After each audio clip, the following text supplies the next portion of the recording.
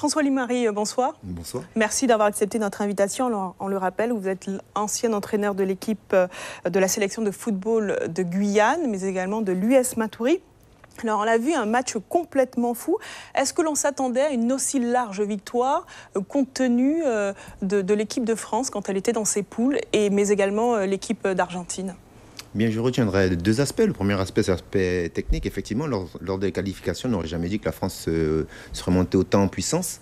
Ils sont montés en puissance parce que lors de la première mi-temps, ils étaient dans la discipline, dans la rigueur. Et puis en deuxième mi-temps, ils étaient dos au mur lorsqu'ils ont été menés de 2-1. Et ils ont fait preuve de ressources mentales extraordinaires et ils ont élevé leur niveau de jeu, ce qui leur a permis de remporter ce match. Mais par rapport à vos images aussi, cela permet de voir qu'il y a une ferveur autour de ce match-là, comme il y a quelques jours avec l'équipe du Brésil. Et ça crée un lien social qui permet de véhiculer des valeurs du sport telles que le respect d'autrui et notamment la tolérance d'autrui. C'est une bonne chose. Et donc finalement, le football, ce n'est pas simplement qu'un jeu, ça va beaucoup plus loin que ça. Ça va beaucoup plus loin, et surtout chez nous, où vous avez surtout deux grands clans, ceux qui supportent le Brésil, ceux qui supportent la France. Il ne faut pas que ça tombe dans le nationalisme, voire plus parfois, parce que j'ai pour souvenir des matchs France-Brésil où pour l'instant la France domine le Brésil, où après sur la place des Palmistes on voit des drapeaux français, des drapeaux brésiliens mélangés, mais avec une communauté où il y a un peu de tout, comme on l'a vu là dans le reportage, des métropolitains, des créoles, des Brésiliens, des Haïtiens. C'est l'esprit du football. C'est l'esprit du football. Alors, l'adversaire de l'équipe de France vendredi pour les quarts de finale, ce sera l'Uruguay. Deux équipes littéralement opposées. On sait que l'Uruguay joue beaucoup au niveau de la défense. Ça risque d'être compliqué pour la France qui est beaucoup en contre finalement et qui compte sur les fulgurances notamment d'Mbappé et Griezmann. Tout à fait. Vous connaissez en football alors. Très bien d'ailleurs, oui. L'Uruguay qui est une équipe qui défend très bien. Mais je pense que la France sera favorite sur ce match-là parce qu'ils sont en train de monter en puissance.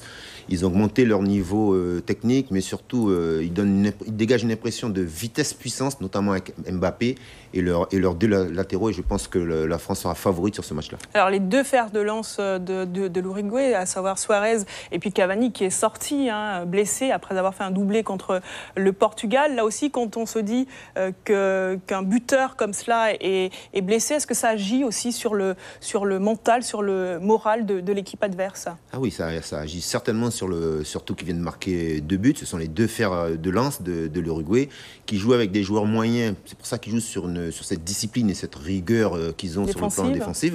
Mais sans Cavani, c'est pas du tout la même équipe. Ça sera plus compliqué. Ça sera beaucoup plus compliqué. Mais la France a des difficultés à jouer contre des équipes qui jouent regroupées. Ils ont besoin d'espace pour justement faire preuve de leur explosivité, de leur vitesse. Alors, on va se lancer dans les pronostics pour ce France-Uruguay. Un pronostic, François-Louis Marie? S'ils arrivent à marquer un but très tôt, l'Uruguay peut en prendre 2 ou 3 facilement. Donc, je me hasarde rarement dans les pronostics, mais je pense que la France gagnera peut-être 3-1.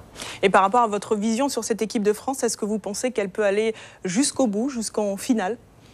La France est dans une partie de tableau très compliquée par rapport à l'autre tableau. Là, ils ont rencontré l'Argentine, c'était pas simple. Ils vont rencontrer l'Uruguay et ils risquent de rencontrer certainement le Brésil en demi-finale ou peut-être la Belgique. Donc ils sont dans un tableau difficile.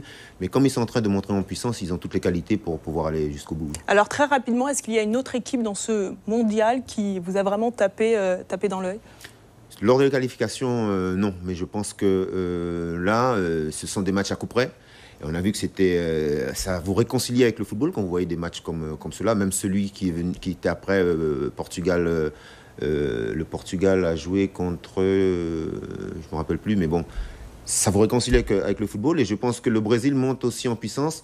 Mais je me méfie des outsiders comme la Croatie, comme l'Angleterre et peut-être l'Espagne. Merci François-Louis Marie de vous être prêté au jeu de l'analyse. Merci encore.